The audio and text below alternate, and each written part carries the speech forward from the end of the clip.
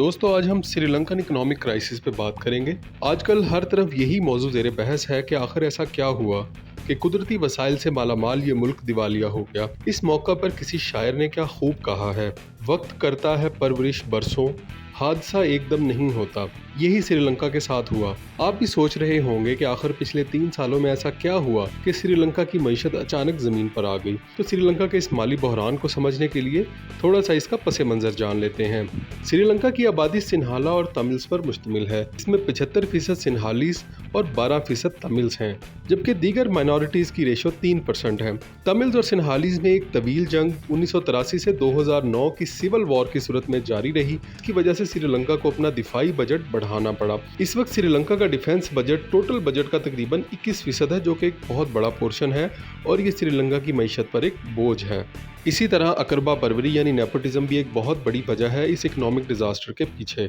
महिंद्रा राजापक्सा 2005 से 2015 तक श्रीलंका के सदर रहे। इस वक्त गोटाबाया पक्सा श्रीलंका के सदर हैं, जबकि उनके भाई महिंद्रा पक्सा कुछ अरसा पहले तक वजीर आजम थे, जिनको अभी हाल ही में डीसीट किया गया है। इनके एक बेटे को स्पोर्ट्स एंड यूथ अफेयर्स और दूसरे को खजाना का कलमदान दे दिया गया। इसी तरह पक्सा खानदान के तकरीबन 30 लोग बहुत अहम ओहदों पर मौजूद थे, जिसकी वजह से इनको अपने फैसले करने और इन पर अमल दरामद करवाने में कोई दिक्कत नहीं हुई। इसी तरह से हैम्बनटोटा श्रीलंका की एक पोर्ट है, जिसके लिए लिया गया कर्जा भी वापस नहीं हो सका और उसके बदले में ये पोर्ट चाइना को 99 ईयर लीज पर देनी पड़ी। तो दोस्तों ये था श्रीलंकन इकोनॉमिक क्राइसिस का एक पस मंजर। अब हम बात करते हैं उन वाकयात की जिन्होंने इस गिरती हुई मईशत के ताबूत में आखिरी कील का किरदार अदा किया।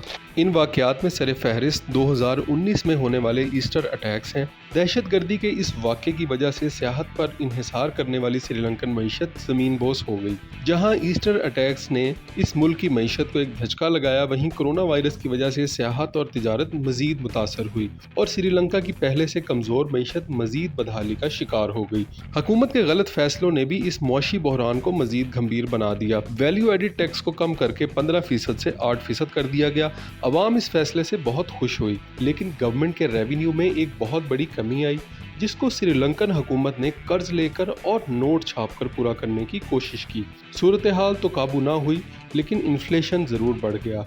इसी असना में गवर्नमेंट ने एक अजीबोगरीब फैसला किया। मुल्क भर में फर्टिलाइजर और पेस्टिसाइड्स पर पाबंदी लगा दी गई। ऑर्गेनिक फार्मिंग को फ़रोग़ देने का फैसला किया गया, लेकिन ये फैसला इस वक्त गलत साबित हुआ जब चावल एक्सपोर्ट करने वाले इस मुल्क को अपनी मुल्की ज़रूरियात पूरी करने के लिए चावल इंपोर्ट करना पड़े। इस वक्त श्रीलंका तारीख के एक नाजुक दौर से गुजर रहा है। अवाम बुनियादी ज़रूरियात के लिए तरस रहे हैं और एक खूनी इनकलाब श्रीलंका के दरवाजे पर दस्तक दे रहा है। श्रीलंका का मुस्तकबिल क्या होगा, हमें कमेंट करके ज़रूर बताइएगा।